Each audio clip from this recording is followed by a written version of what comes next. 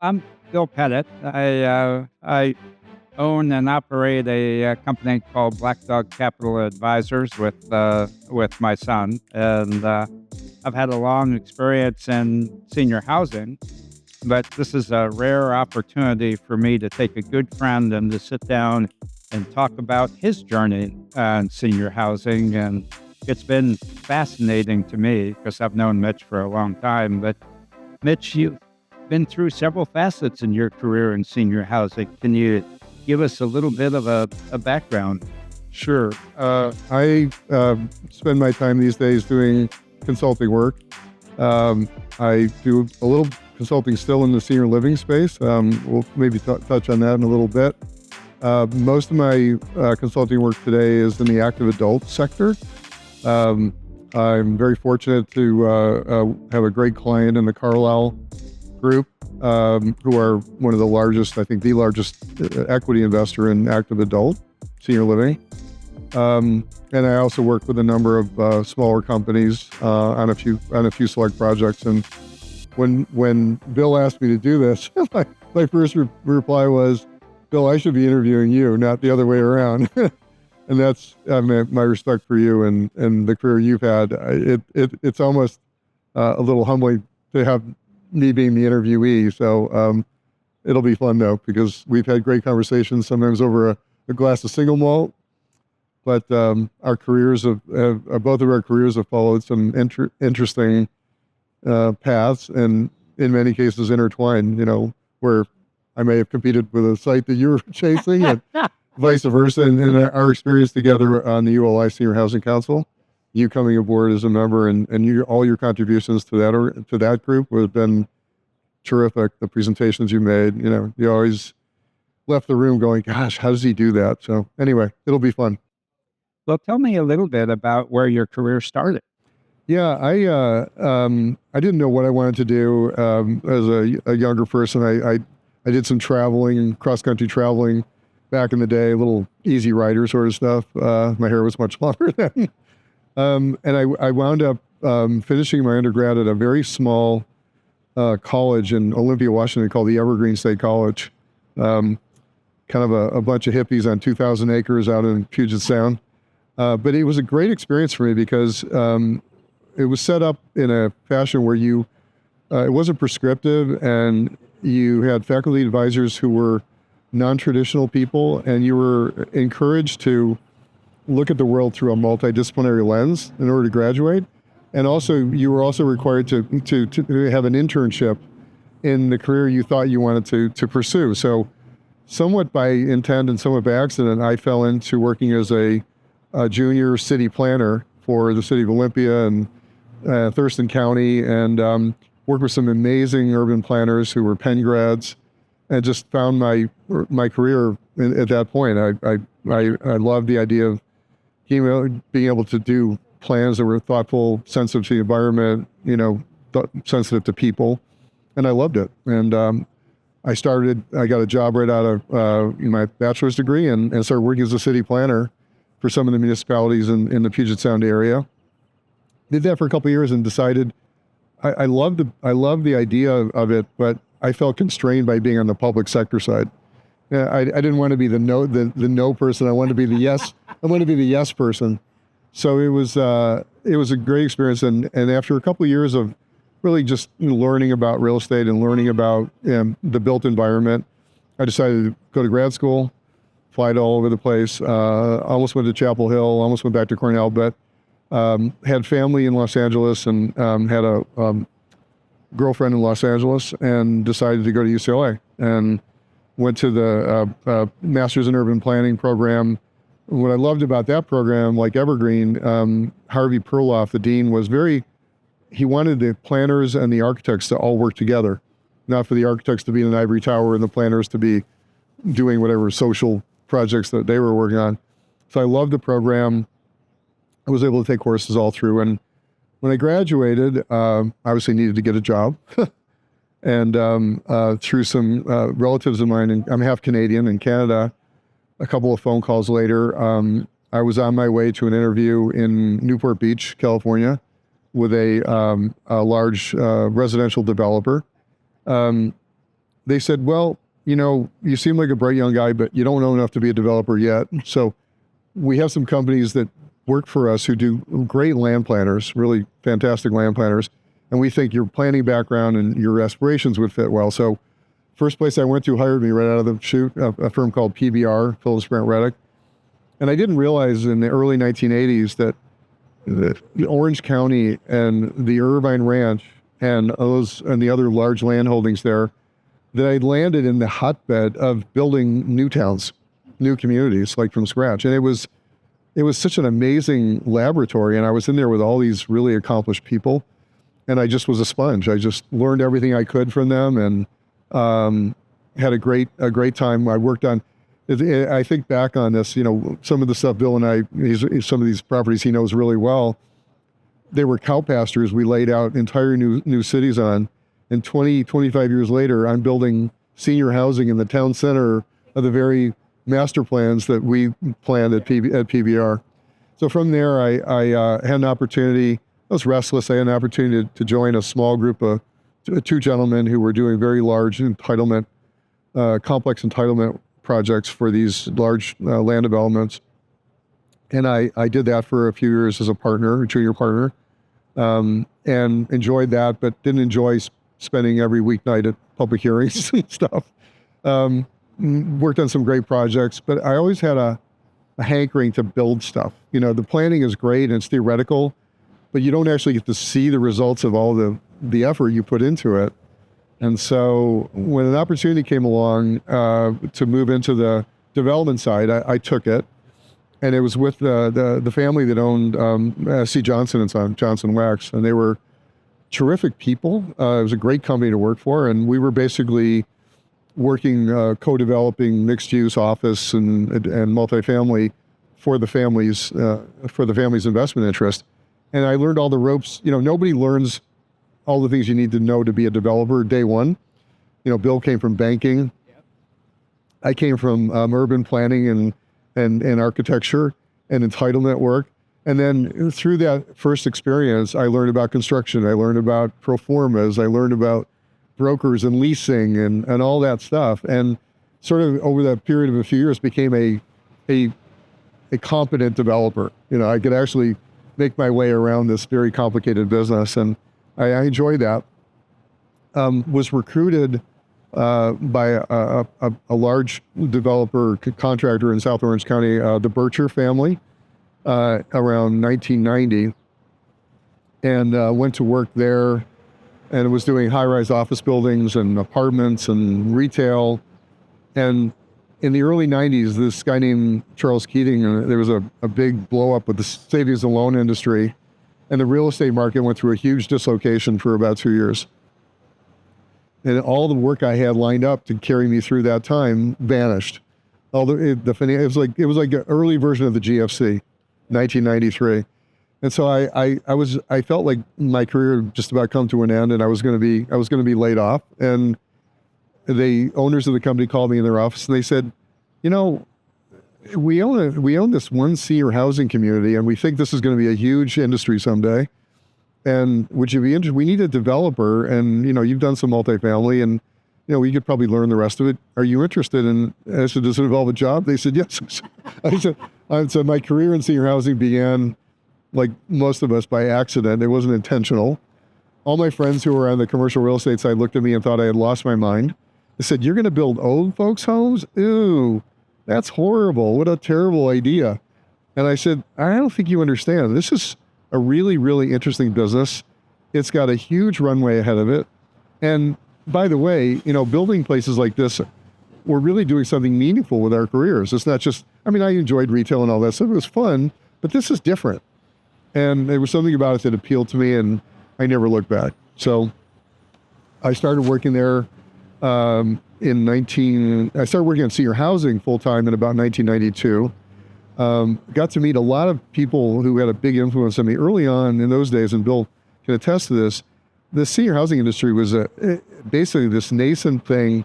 For-profit rental senior housing was really in its infancy, and the business was mostly CCRCs, or lifeline communities as we call them today, nursing homes, and some mom and pop, board and cares. And the industries we know, other than like what Bill Sheriff did at ARC, the pioneers, there was no NIC, there was no Argentum. We had this group called NASLI, National Association of Senior Living Industries. So it was started by those pioneers, Jim Stroud, Jim Moore. And what was great about the industry at that time is the as I say, the older folks at that point, the people who actually knew what they were doing, were extremely open to sharing everything they knew with the younger people coming in. And I think that's kind of, we're sort of there now in this, there's a generational shift. And they took us under their wings. And so Carl Irwin said, let me teach you a little bit about designing a senior housing project. And it was all everybody was so helpful. And I just learned on the job. It was OJT and they all shared and we started off and started building some really cool stuff. And I built a few projects with Berkshire before it became MBK Senior Living, which it is called today. And one of the most interesting ones was a bankrupt assisted living building in Orange County that the bank had walked away from. It was abandoned. Mitsui Bank, who was a sister company, said, "What do we do with this thing?" And we looked at the market. We felt it wasn't appropriate for assisted living or memory care at the time. But I saw a need for this sort of independent senior housing at a good price without a government subsidy. And by accident, it was the first active adult community. It was 139 units in Laguna Hills. And we finished the project. It was partially constructed. We opened the doors with 139 units. I brought in the not-for-profit South County Senior Services, Marilyn Diddy's company, to provide the support services on the building next door that the Cortese family had sold to us. Our rent was $600 a month. We leased 139 units in 90 days. And I said to myself, and they were modest, they were assisted living size apartments. But I said to myself, my God, this is an amazing need, an amazing business. And I never forgot about that project, even though we went out to build more, traditional IL memory care projects while I was there.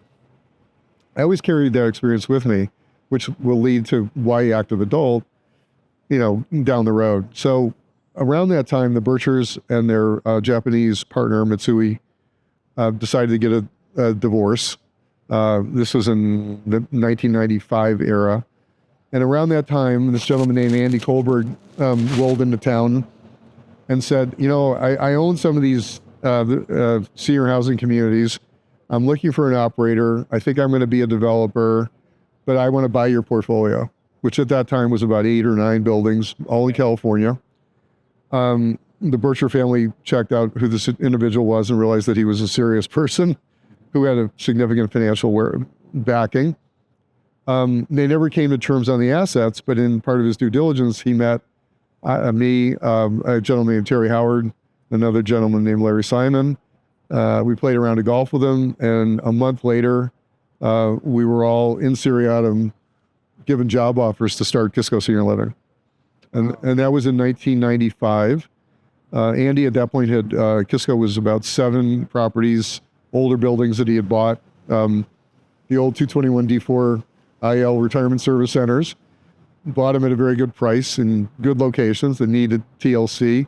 And my first job at Kisco was flying all over the country, figuring out how to bring a continuum of care concept to these older, we used to call them congregate care back then. It was before we switched to independent living.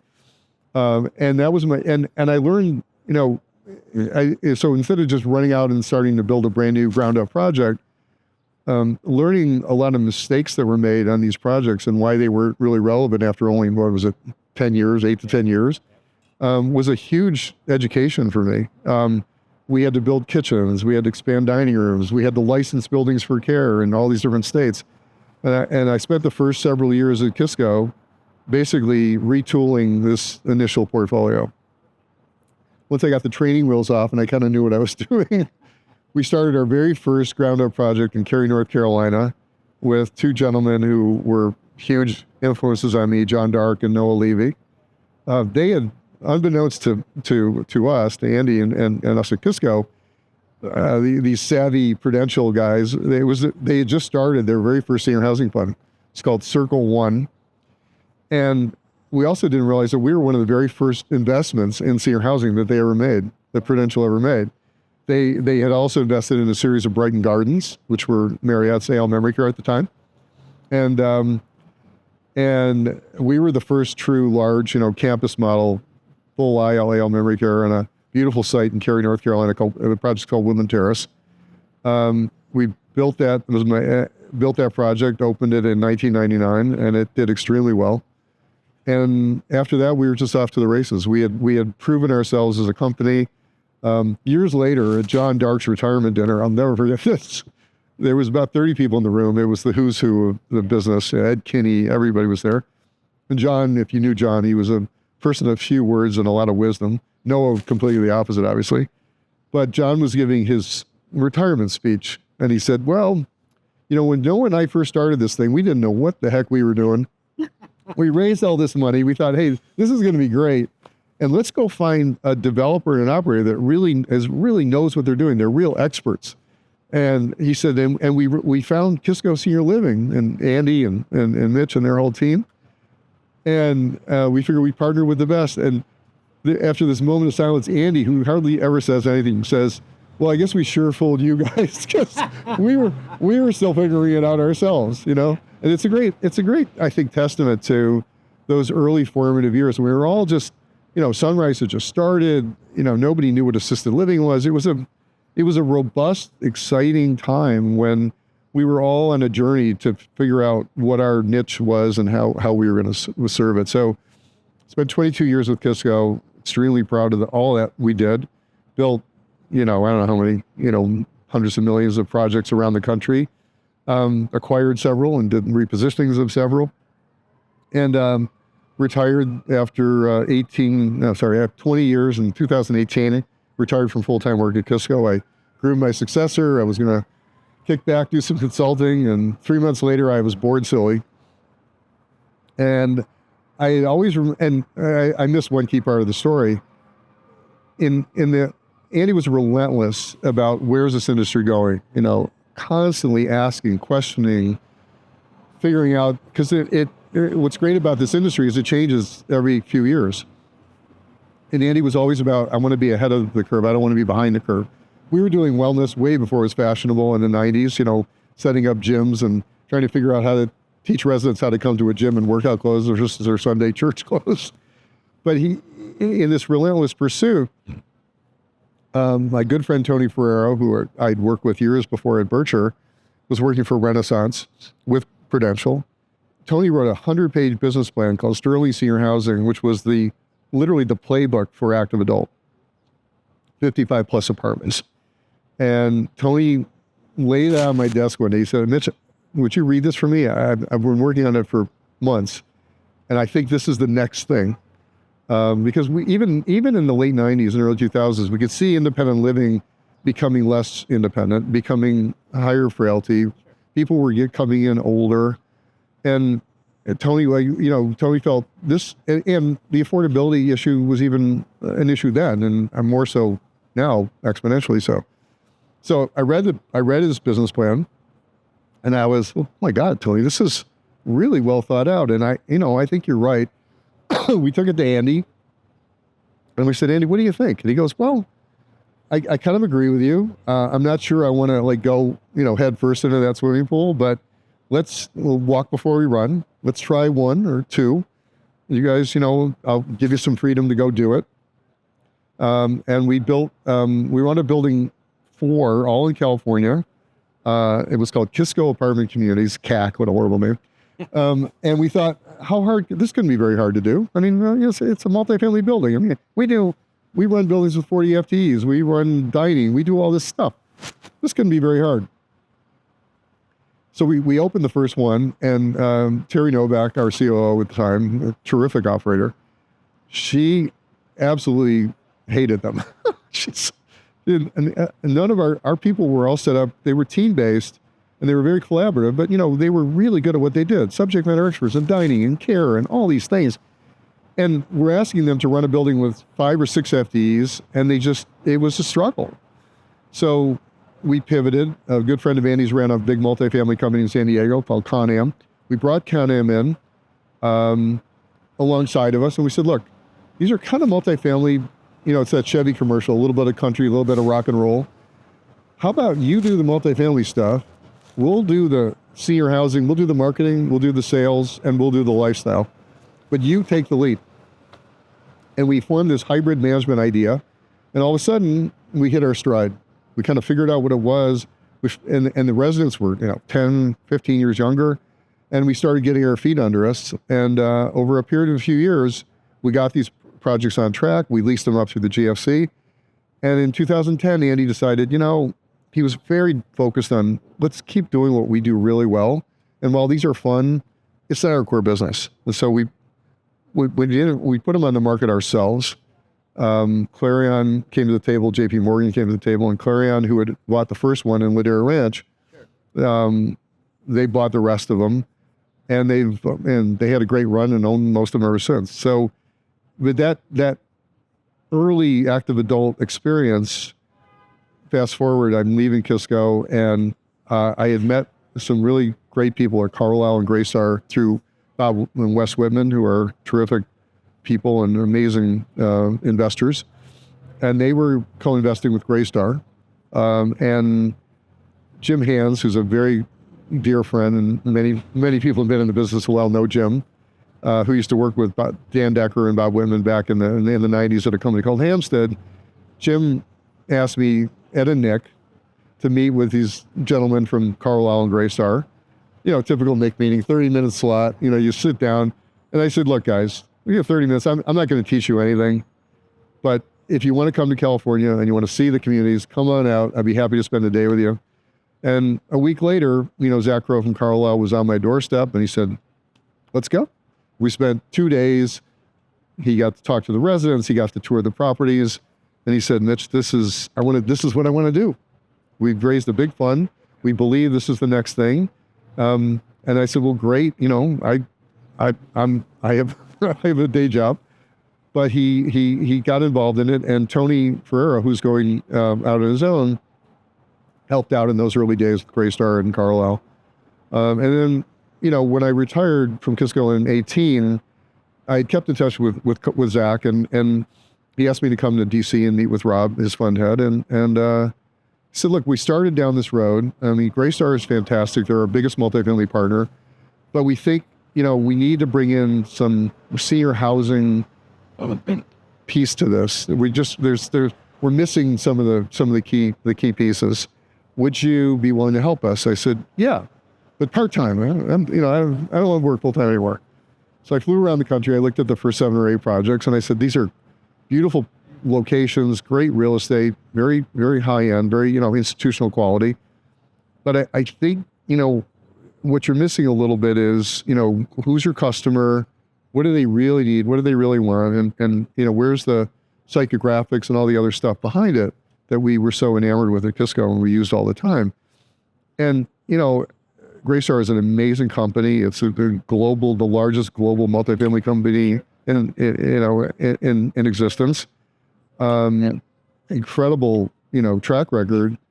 But like a lot of people that look at senior housing, the challenge of it and the operational things and the touching the customer things, it's really different. And that appreciation was creating, challenges.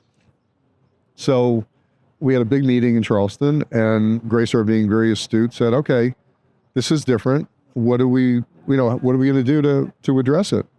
And the commitment was made to start an operating company, which is a major commitment, millions of dollars.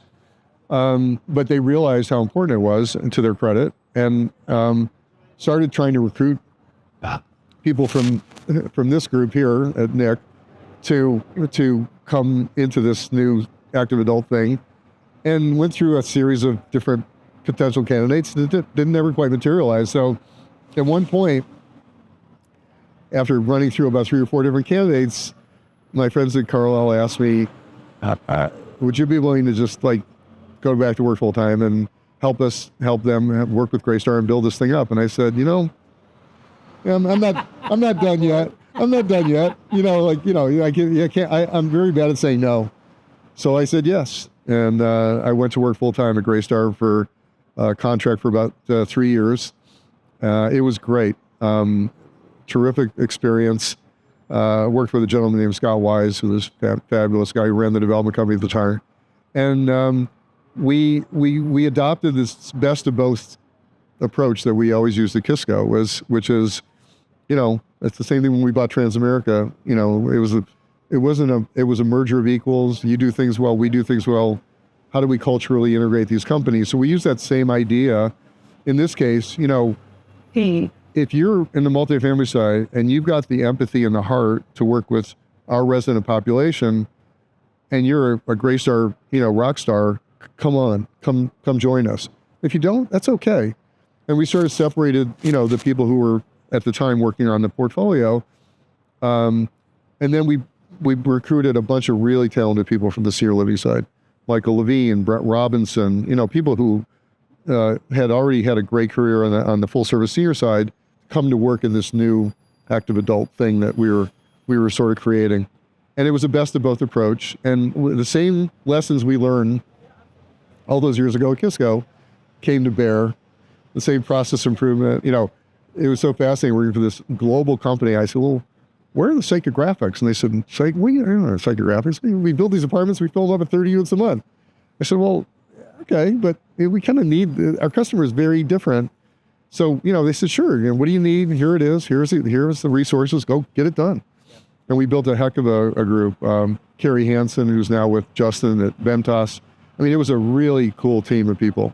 It was like kind of like the A team, and we were sort of renegades in this very big company doing all this really cool stuff. And all Scott said to me, he said, look, just, it was more forgiveness than permission, but he goes, don't get us in trouble. Tell me what you need and we'll get it done. And we built up a team over a span of about 3 years. And now I think they're about 60 people strong. And at the time, it was really just to manage our own assets that we were developing. And at the same time, we were building this team. It was really Michael and that team that really did that part of it. I was alongside them, but we also were doing this portfolio piece. And then we were also working with the development teams, educating them on this is why it's different and who's your customer and why certain things have to be done differently than multifamily. And generally speaking, everybody was really helpful and really all in on it. So it started to really work. And we started going from buildings that were leasing 4, 5, 6 units a month and pre-leased at maybe 10 or 15%. By the time we put these processes in place and we got the people, people, product, processes, Rob likes to say, we got all that stuff set up. Took time, took energy, took money. But all of a sudden you could see the results. We started tracking, Gen 1, Gen 2, Gen 3. And as we went along and all the learnings, and it was just like the story about assisted living in the early days. So everybody was experimenting. Active adult was, I guess, it was fascinating how interesting and similar it was. It was another experiment, but with a different audience. And so the lessons learned came around. And we started, there was Gen 2 and Gen 3, and then we started a new mid-market brand called Album. And then we were pre-leasing 25, 30, 35, 40%. Because we figured out the sales process. So we started pre-leasing 12 months out and doing all the tools that the life plan world uses and the great senior living operators use, bringing those things to bear, getting our legs under us, and all with Carlisle support. And all of a sudden the thing started to hum, and then we were rocking. And so that, got that done, and I then re-retired. Yeah. And then as soon as I was done, and then my dear friends at Carlisle said, Mitch, we just raised another fund. We love our Graystar folks. We're still going to work with Graystar. They're still our biggest partner, but we need more partners. We need more product on the ground, and we'd love you to help us keep doing what you've been doing. And I said yes again. So since then we work with about 10 different programmatic partners, very diverse, some smaller, some medium size. And the thing I admire the most about the Carlisle team is that all the lessons learned and all the things we documented, all those, and put them into these bodies of knowledge that we can share with our partners so that they don't make the mistakes, that the early pioneers made. So we've got, people people and human resources. We've got lifestyle stuff that we learn, documenting all these best practices, development expertise. And so what I get to do is when we start working with a new partner, along with a whole other team alongside me, that runs through the Insight team and the Carlisle asset managers, it's really collaborative. And we give them that benefit so they can get started and really be successful. A good example, Ben Burke. Ben came up through, Jeff Krause and his family at Spectrum. Great guy, spent some time at CA Ventures and then decided to do this. And he's got, in the last 3 years, we put 6 projects in the pipeline, and first 2 are open and they're leasing and doing well. So it's really fun now to be, it's a little bit like sharing and A bit of a puppet master or the right strings. Yeah. But maybe not. Puppet master sounds a little manipulative, but gatekeeper somewhat. Yeah.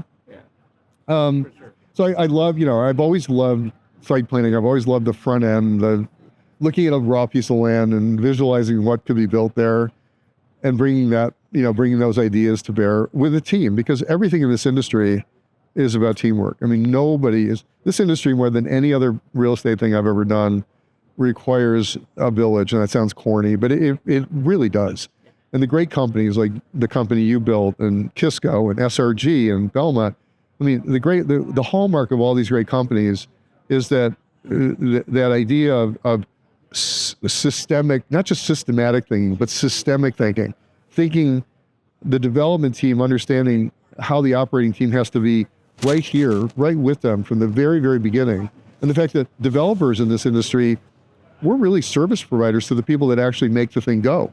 We are not the Tom Cruise in an F-15. We're a service provider to the operations people who touch the customer. And it's that 3-legged stool that Andy was always insistent about. If we hire amazing people, we compensate them fairly, we engage them, we invest in them, and we let them invest in the company.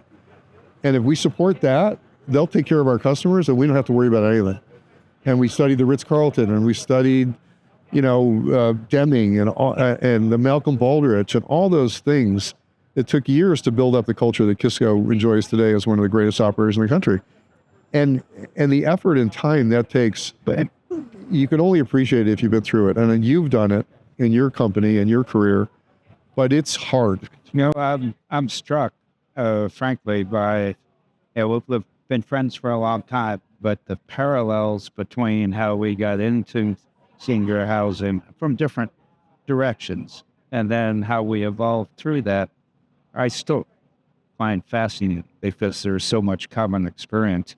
Let's pivot now and talk a little bit about the markets today, because I think it's through NIC data and other sources, it's widely identified that the supply is almost non-existent for the potential benefits of active adult to early boomers. And in reality, the early boomers are kind of right in the sweet spot of being able to use it in their 70s.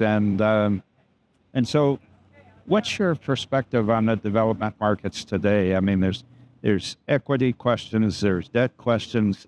It's leading to kind of a slow boost to the pipeline of active adult supply. So how do you look at it as a past developer, an operator, and an inventor of active adult? I don't know, an inventor, maybe just a carry forwarder, if that's a term.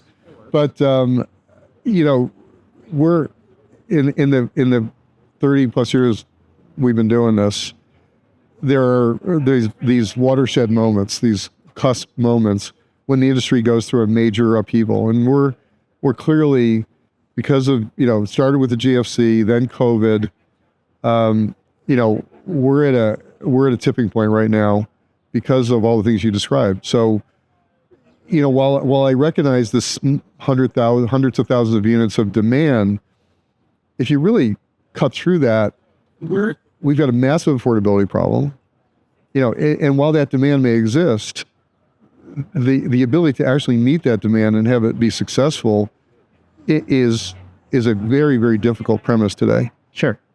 It's through all facets of the business: construction, cost, regulations, labor on the OpCo side, labor on the construction side, expertise that's gone away in the last 5 years. I was talking to a headhunter. How's it going? He goes, I can't. You guys are gone. I mean, where did you all go? I can't hire people who've actually done this stuff because they checked out. Right. Because it's been at such a nascent level for so many years now. There's no easy answer to this. I think this conference compared to last fall there was optimism and a little bit of smoke, but no fire. In the 6 months that have passed, in meetings the last couple of days, the investment interest in this space, and all of senior housing, not just active adult, is at an unprecedented level. And new investment groups, like of the 24, almost 2,500 people who are here, which is a new record by like 400 people, 500 of those people are first-time attendees. And of those 500 people, I haven't seen the data yet, but I'll get it. I think a significant portion of those are equity, looking to invest in this from all aspects of the investment market. What is going to limit that investment is the capacity to operate. I mean, with all respect, while there aren't nearly as many experienced developers as there were 5-6 years ago, development, it will not be, I don't believe will be the rate limiting factor. I think the factor will be operators who can scale and grow, which is why I think what Dan Decker did with Discovery Senior Living is a role model for. We were in a meeting this morning, and an example was given, I can't name the names, but where a two community portfolio was purchased for way over the asking price because the investor was so keen to get into a relationship with this operator that they literally intentionally overpaid for the asset knowingly because they wanted to be a preferred partner of this operator. That tells me that the jewel of the industry, a great operations group with a great culture, is now it's always been the calling card for this business, but now its value proposition has gone up even more. So, while Greystar is managing, I mean, the growth in the active adult portfolio has been remarkable. I mean, when I started, we were managing 8 of these. The Greystar team today manages like 140 or 50. About some more than half of those are for third parties, and the other half are owned, or to a third, whatever it is. Greystar can scale, and they've scaled amazingly. But even Greystar, as formidable as they are, if we really were to go out and meet all the need, we're 1% penetrating active adult, 2% theoretically. Who's gonna run all those? I don't know. I think that that gets into an interesting question, really, that you've actually lived, and that is, there's a lot of multifamily management platforms out there, and managing active adults is different, but sometimes it's hard to get them to understand that. Yeah. And by the same token, then you've got, we've developed a wonderful group of platforms on the licensed IL, AL side, but for them to manage active adult, they have to be willing to give up some of their sense of a need to control every aspect. And so finding the right people out of those two platform sources to really build an active adult, additional active adult management platforms is going to be, I think, probably the trick. Yeah, and we've talked about this before, including your former company and others. The same things that we went through at Kisco, where, see, how hard could this be? And it was hard. And then the multifamily side coming into it, going, this looks like pretty easy. It's just like multifamily. I think part of the challenge is financial, in that because of the lean and mean way you have to run active adult, speaks to the multifamily operation model, which is compensated at a level it's almost 50% less on a percentage basis of gross revenue than senior living is. So how do you incentivize people to do something where the margins are super thin? Well, we ran the numbers, Adam at Greystar ran the numbers some years ago. Where do we break even operationally running active adult? Because, why are we hiring all these sales training people? Why do we have all this extra stuff? Well, that's what's required to do it at the level that Greystar has achieved.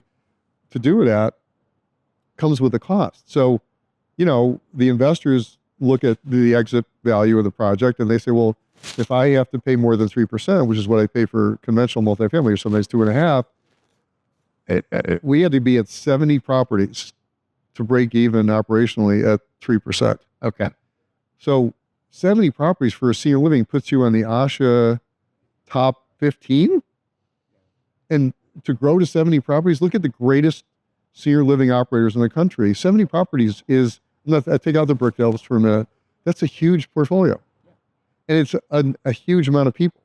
So this is the dilemma, right? There's got to be something in the middle that makes it, incentivizes people to want to do it. I think it's always comes down to that. So I think part of it is finding a new structure, a new model. But certainly the need is there, the opportunity is there.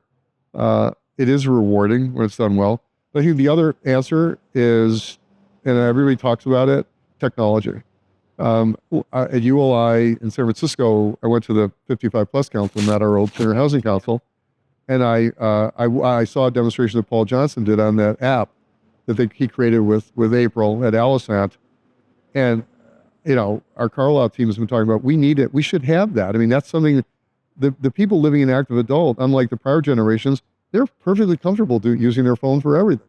They can do Uber Eats and they can do all that stuff. So I think the wanderlust boomers, those who, have always wanted to, I was just reading, watching a documentary on Jack Kerouac On the Road, that, go see America thing. I think there's a whole group of boomers who are at a point in their lives where I've raised my kids, I've done all this stuff, I've saved some money. I want to go back to my hippie college. I want to go rediscover myself as now in this stage of my life. And I think for those people, we toy with the idea that if you have enough communities in enough different locations, and maybe today we have families all over the country because the kids have moved here for jobs and here for jobs in Austin, Charlotte, whatever. If you could come into a system, kind of like the hotel industry does, it's Airbnb, whatever, and I could spend, we actually had this happen. We had a gentleman who lived in Del Webb in Florida. We were building a project in Massachusetts at Cape Cod. He said, my wife and I have been coming up here on vacation for like years. We can move into your place and have it year round, leave our stuff here for the same cost I rent a seasonal place up here, still go back to our place in Florida, and we can have a 2-home life. I think there's a whole lot of people out there, even Gen Xers who are now coming into this, who are thinking, I could have a 2-home or a 3-home life, especially if you take the baggage away from this. You have these companies in Europe where you can go to these different locations and stay in these apartments that are curated, so to speak. I'm not saying you have to spend that kind of money, but if we can figure that out, so that's one group. This project I've been playing around with the Kindred Uncommon guys. I love this concept in Buda. They have a wait of 400 people on their list. These are people who will not move into an apartment building. They want to live in a modular cottage on a campus with a bunch of retired professors, LGBTQ, whatever it is. These are solo agers who want freedom. They want to have great intellectual conversations. They don't want any boundaries. And there's a project for them. So, I look to, people like Mary Leary and what she's built in Mather, and the project, the Enzo Village project in Healdsburg that they built with the Zen Center in Kendall. Those are, obviously they're expensive and but they're amazing in the sense that they are the ultimate aspirational living, what Bob Kramer's always talking about, aspirational living. So the challenge to me is, how do we take aspirational living and make it much more affordable and approachable by a lot more people? Because I think at the end of the day, that's what boomers want. They want to live this part of their life aspirationally, whatever that means to them as individuals. And it could be a lot of different things. And so, getting them out of there, it's no different than what we dealt with, Bill, for 30 years. how many times have you toured one of your buildings, your Merrill Gardens, and you're watching a prospect, and the daughter and mom are walking through, and the mom's going, "Oh no, honey, this is very expensive," and the daughter's going, "Oh, mom, I'd move in here tomorrow." And then fast forward 3 months, the mom's moved in. She goes, "Why the heck didn't I do this sooner?" The only people that understand why active adult is so appealing are the people that live in the communities. Yep. It's the best kept secret in the market. And I've been on hundreds of investor tours and lender tours. The why. Same question. Why is this product relevant? Why should I invest in it? Why should I make you a loan? And we finally realized, stop talking. We take them into one of our communities that's full. We got a group of residents. We put out some wine, little tidbits of happy hour, and we leave the folks with them, and we come back later and pry them out of their clutching hands an hour later. And as we're going to the car, they're going, "Okay, now we get it. How much money do you want?" Yeah. That's the only way to explain it. You can't. I mean, we've always done a crappy job in this business of helping people understand why this lifestyle is so much fun and why they age better, why they just overall have a better life until they experience it.